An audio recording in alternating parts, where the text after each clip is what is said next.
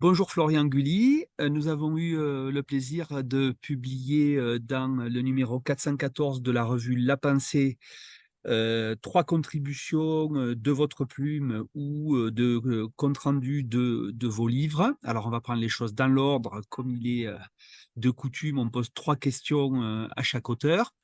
Alors, première chose, vous avez publié aux éditions de l'Humanité une anthologie de 150 textes antiracistes et dont La Pensée publie la postface rédigée par Salia Boussedra. Pourquoi cet ouvrage? Qu'est-ce qui s'en dégage?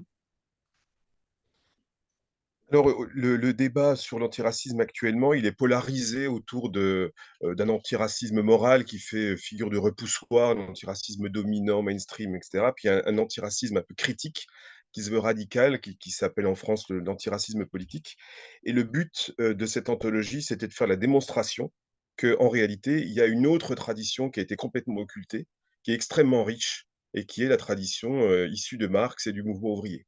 Voilà. Donc depuis Marx et son soutien, à Lincoln et à l'abolitionnisme, en passant par la lutte contre le nazisme avec la mort héroïque de Georges Politzer, torturé et fusillé par les nazis, de Abraham Léon qui a pensé l'antisémitisme nazi, qui fut déporté et mort à Auschwitz, en passant jusqu'à la lutte contre l'apartheid, et aujourd'hui, les proches de Bernie Sanders aux États-Unis. Donc voilà, il s'agissait de montrer qu'il y avait une certaine, condescendance aujourd'hui de la part de certains intellectuels antiracistes qui faisaient comme si, tout avait commencé, au XXIe siècle, sur ces sujets-là. Alors après cette tradition-là, il ne s'agit pas de dire qu'elle a tout dit sur tout, qu'elle ne doit pas être complétée, amendée, revivifiée, hein, ça bien sûr. Il ne s'agit pas de dire non plus que les organisations politiques ont toujours été à la hauteur, peut-être qu'elles ne l'ont pas été. Mais si elles ne l'ont pas été, ça n'impliquait pas forcément la révision intégrale ou l'abandon complet de cette grille d'analyse, socialiste au sens large. Voilà, Et ou donc de c'était faire ça comme si l'idée, ça n'avait pas eu lieu, quoi. voilà, c'était de montrer faire la démonstration par le fait que cette tradition existe bien. D'accord. Alors, La Pensée publie également le compte-rendu que vous faites du livre Racecraft de Barbara et Karen Fields. Qu'est-ce qui en ressort? En quoi cet ouvrage converge-t-il ou pas avec vos propres conclusions? Alors il converge totalement. Il est écrit par 2 sœurs qui une historienne et une sociologue qui sont parmi les intellectuelles les plus brillantes de leur génération, aux États-Unis, notamment Barbara Fields, hein, qui a reçu historienne de l'esclavage et du sud des États-Unis, qui a reçu tous les prix possibles, sur le sujet. Et ce qui est très intéressant, c'est elle montre comment il y a une sorte de trajectoire spécifique des États-Unis sur la question du racisme et le fait que la race, en fait, surdétermine tous les débats, politiques aux États-Unis jusqu'à déformer, en fait, la réalité. Donc elle montre comment, tout est décodé sous l'angle de la race. Par exemple, il y a des statistiques pour savoir, s'il y a une différence entre noir et blanc dans, l'utilisation de la péridurale, dans l'ouverture de comptes Twitter, enfin, c'est partout, tout le temps il est question de race aux États-Unis et elles soulignent parallèlement une sorte de tabou autour de la question de la classe. Aux États-Unis, on ne parle pas de classe. Alors elles ne disent pas du tout que, le racisme, ce n'est qu'une question de classe, hein, elles disent pas ça du tout. Mais elles disent que donc je donne un exemple, aux États-Unis, le la guerre de sécession donne lieu à, disent-elles, la libération des noirs. Elles disent: «Oui, mais en fait non». Elle donne lieu à, l'apparition d'une classe de paysans sans terre noirs. Ça, on le dit jamais, on dit des noirs libérés, alors qu'en fait, ce sont des paysans sans terre et c'est pas du tout un détail.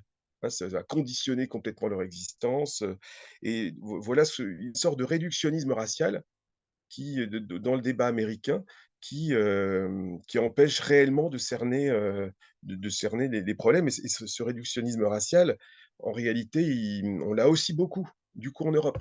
Hein, donc il n'y a qu'à regarder l'actualité et la façon dont, certains sociologues vont penser ce qui s'est passé à Nanterre, avec le jeune Naël, où tout est pensé sous la catégorie du racisme systémique.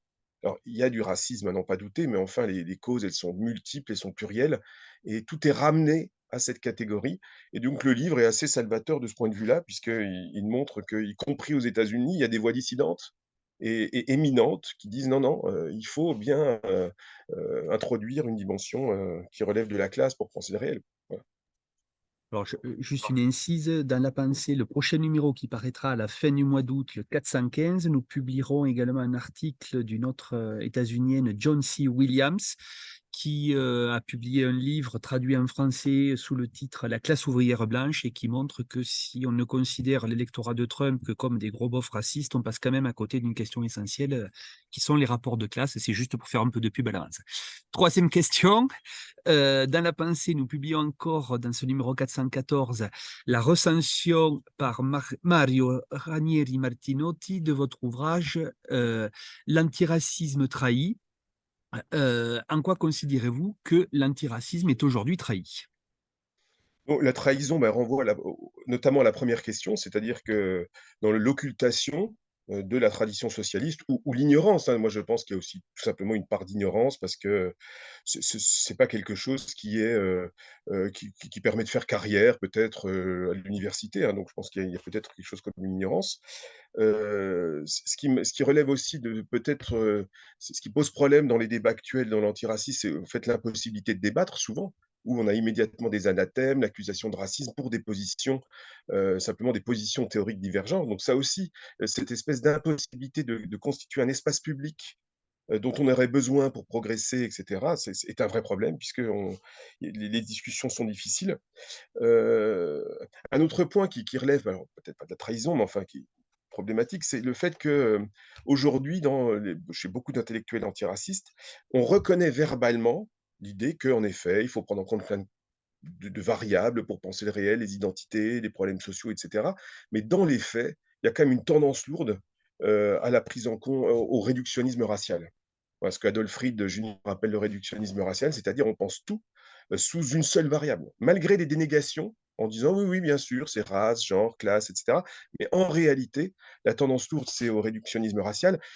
Simplement à nouveau pour prendre un exemple, depuis les années 80, on a eu les immigrés, les beurs, les arabes, puis, les indigènes, les non blancs, les personnes racisées et on est très loin de l'époque où on parlait de travailleurs arabes, de travailleurs immigrés ou la main-d'œuvre immigrée. Voilà, la main-d'œuvre immigrée de Manoukian, ben, il y a bien 2 variables dans le mot et tout ça a disparu et voilà, malgré les dénégations, en réalité, il y a quand même souvent des simplifications du réel, qui posent problème. Alors, elles posent problème parce qu'on ne comprend pas le réel, en réalité. À nouveau, Adolf Fried Junior montre que si on n'introduit pas la variable de classe, on ne comprend pas la violence policière aux États-Unis, tout simplement. Or, aujourd'hui, elle est pensée comme un problème noir. Et puis la variable de classe, elle est importante pour des stratégies politiques, parce que ça permet de montrer, que des gens par ailleurs très différents ont des intérêts communs. Donc si en France aujourd'hui, on n'essaie pas de montrer en quoi un habitant, par exemple, des cités a des intérêts communs avec d'autres qui n'habitent pas dans les cités, ben, on n'a aucune perspective politique. Donc c'est en ce sens-là où la perspective de classe, elle est politiquement stratégique. C'est pas du tout c'est pas une variable comme une autre, ça permet de construire des coalitions majoritaires et c'est vrai que bien souvent, par exemple, une coalition majoritaire aux États-Unis pour une réforme de la police. Mais tant qu'on n'en fait qu'un problème noir, les noirs représentant seulement 15 de la population, il risque de ne pas y avoir de solution. Voilà, donc c'est en ce sens-là où c'est contre cet antiracisme-là et ces espèces d'insuffisances que j'ai essayé de batailler un petit peu, quoi. Voilà. Merci. Et si les lecteurs et internautes veulent aussi aller dans ce sens-là, on a publié dans le numéro 408 de La Pensée 2 articles de Touré et Fried qui allaient singulièrement dans le même sens. Ce sont 2 traductions de la revue Jacobin. Et donc, on retrouve les textes de Florian Gully ou à propos des ouvrages de Florian Gully dans le numéro 414 de La Pensée, qu'on peut se procurer auprès de la Fondation Gabriel Péry ou pour l'achat à l'article sur la revue Kern. Merci Florian. Merci.